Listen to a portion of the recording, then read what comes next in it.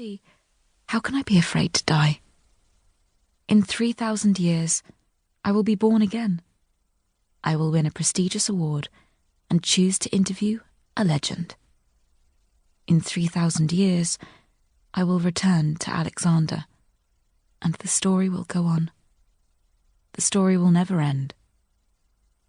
I am looking forward to meeting Alexander again. Chapter 1.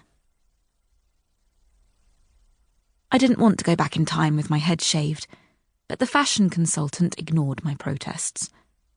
She put the razor to my head and swept off my hair.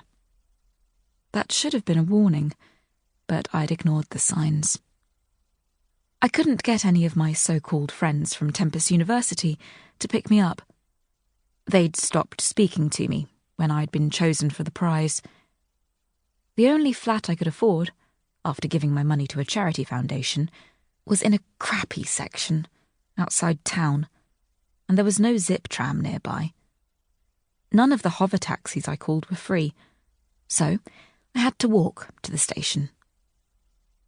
When I finally got to the Time Travel Institute at Tempus University, the fashion consultant gave me a dress that felt like it had been woven from nettles, and the most uncomfortable sandals in the world.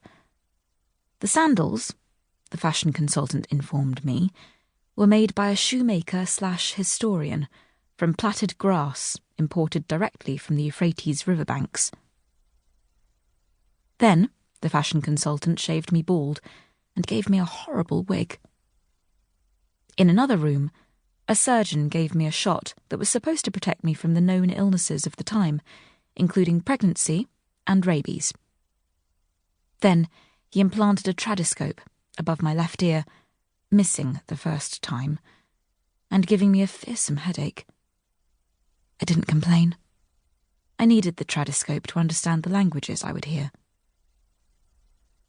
Finally, when I was deemed presentable for 333 BC, the fashion consultant escorted me to the centre of the Institute of Time Travel, where I climbed onto the massive seat, carved from a block of pure quartz crystal that would send my atoms spinning through time.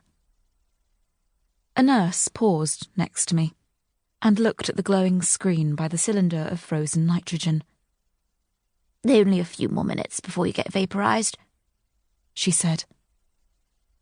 I leaned back in the freezing chair and pretended to yawn. Above all, a time-travelling journalist must be in control of his or her emotions. Emotions clouded judgment. Emotions were marks against you at Tempus University. Sentiments were stomped out, and clinical thinking was put in their place.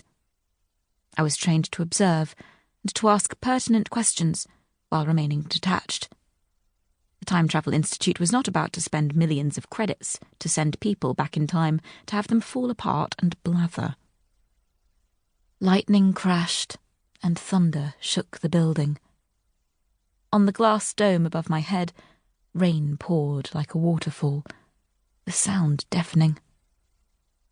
More lighting jagged across the sky, and the scientist standing next to me glanced upwards. "Right on time." He checked his watch, and then motioned curtly to a nurse standing nearby. 4 minutes. I shifted, my bones aching. The ice-cold quartz crystal chair beneath me seemed to vibrate with every lightning flash. Time travel uses lightning and takes so much power that only one individual can voyage each year. The entire planet's energy system dims for the hour it takes to send the Voyager. The renown of the program, and its consequences, are such that none can ignore it. In a short time, I would be among the most famous people in the world. The time travel program had been developed in 2300 by scientists working for the Time Travel Institute, a private company based in Tempus University. At first, only inanimate objects, especially those made of quartz, could be sent back in time. When it was perfected in 2900, the Time Travel Institute started their journalism program.